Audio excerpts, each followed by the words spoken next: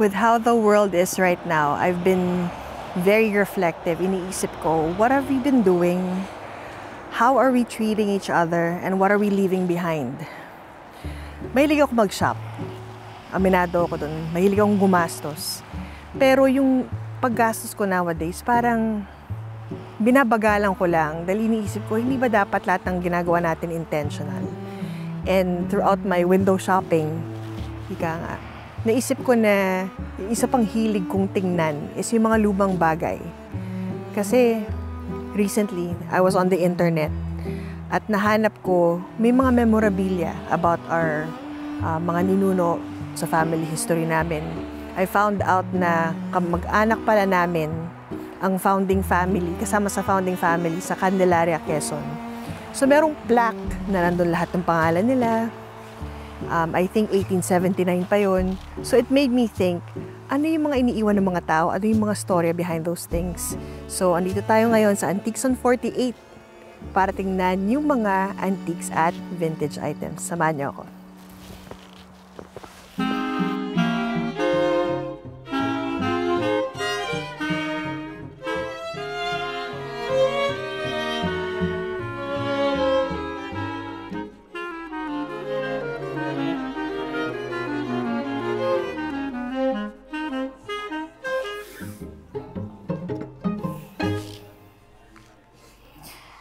Yung bahay ko saan ako lumaki sa Pilipinas, naalala ko, ang dami naming mga ganitong maskara. And I've always wondered, ano siya, aesthetic lang? Bagay lang ba sa pader, sa decor ng bahay? And kung hindi ako nagtanong, hindi ko na malalaman. And so, I spoke with my father. And sabi niya na mahilig siya sa maskara. Kasi laking teatro siya. So sa kanya, yung kukunin mo yung ability to express, parang powerless ka. And kaya na-fascinate siya sa kapangyarihan ng mga maskara.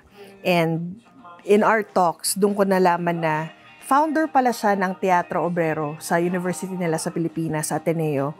And yung ganung mga insights, yung ganung mga kwento ng mga kamag-anak nyo, napaka-valuable. Kasi hindi mo aakalain yung side na nila na ganun, na makikilala mo, not unless you ask. And so, I'm very thankful na observant ako, napapansin ko yung mga bagay sa paligid ko. And, tinan mo, nasa Canada na ako and makakita ko ng maskarang ganito. It's almost exactly the same as the ones my dad used to hang on our walls. And it brings such nostalgia and whimsy to the experience of vintage collecting and shopping.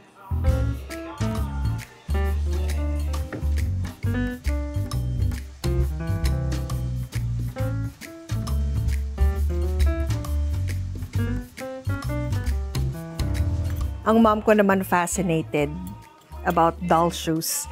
So, syempre, nung nagka-baby ako, gigil na gigil siya sa mga sapatos ng mga anak ko. And I was like, Ma, bakit ang kulit mo about how cute doll shoes are? So, sabi niya, nung bata daw siya, meron siyang walking doll na galing sa States. So, siguro mga kasing tangkad ng 7-year-old yung doll. So, para siyang mannequin na pag hinawakan mo yung isang arm at ilakad mo, kaya niya mag 1 step, 2 step, ganun. So, syempre, you know, bago tayo dumating sa era ng mga robots, yun yung panahon na, yun yung pinagkakaabalahan ng mga bata dati. Literal na mga walking dolls. Tapos yung fascination about, oh, kasya kaya to sa doll ko? Ang cute-cute sigurong bihisan. So, you get to know different sides of people and the things that really made them happy when they were younger. When you go to vintage stores, saka antique stores, saka kung may kita kang pwede magpasaya sa kanila ulit, dahil maalala nila yung mga nakaraan nila, buy it for them, right?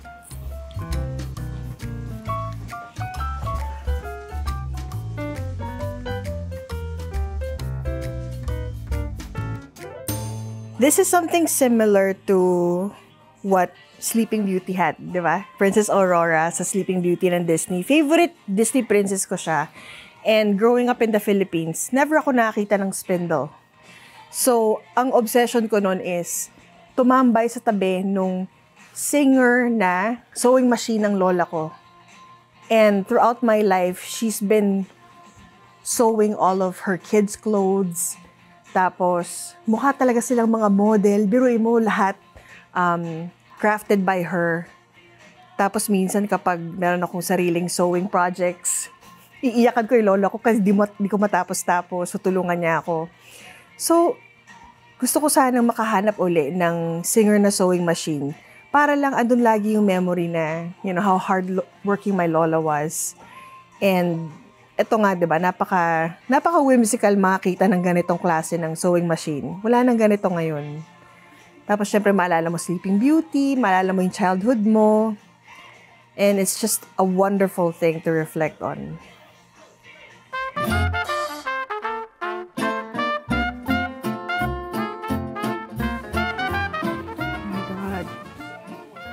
May ganito ako dati. So, sabi dito, sing-along cassette recorder. Pero yung akin, kung alam may sing-along ba. Pero ang ginagawa ko dati, siguro na rin din na yung mga magulang ko. Kasi nire-record ko yung sarili ko. Kunwari may radio show ako. I think, 7 years old.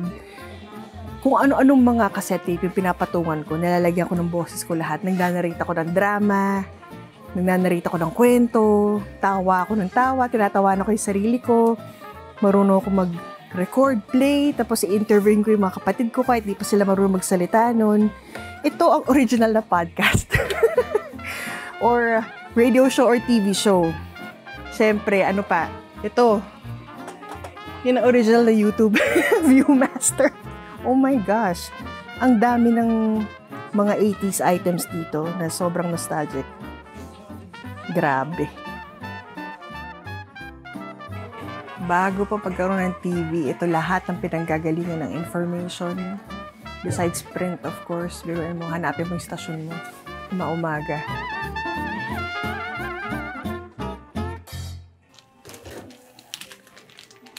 Sa bahay ng mom ko sa Markham, literally may ganito siyang picture. Tapos yung lolo ko, one of the soldiers.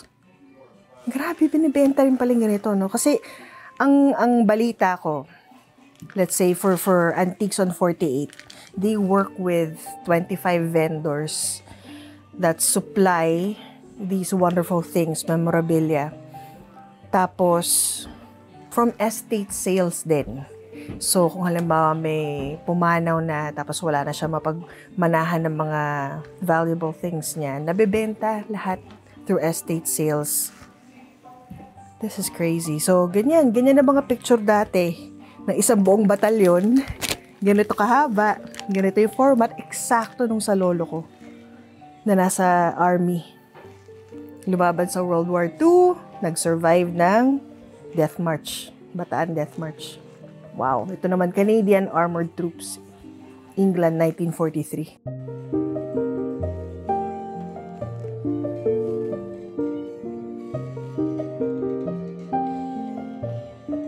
So, ayan. Meron ditong Feng Shui incense burner. $1,200. Grabe, no? Pang-burn lang ng incense. Pero because of the intricate work on the stone, yun yung nagbibigay ng value.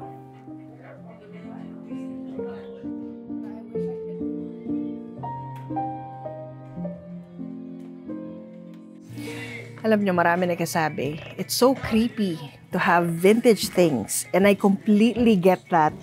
Pero, we have to go past that creepiness factor and find out the stories behind dun sa mga items. Katulad ng mga sinasabi lahat sobrang creepy ng mga porcelain dolls o yung mga sobrang bihis na mukhang totoong manika na nagmumulto. Doon mo malalaman kung paano pinalaki yung taong may-ari. Siya ba yung type na napaglaruan niya yung laruan niya? Or hindi na niya ginalaw sa sobrang presyo sa kanya nung kanyang manika?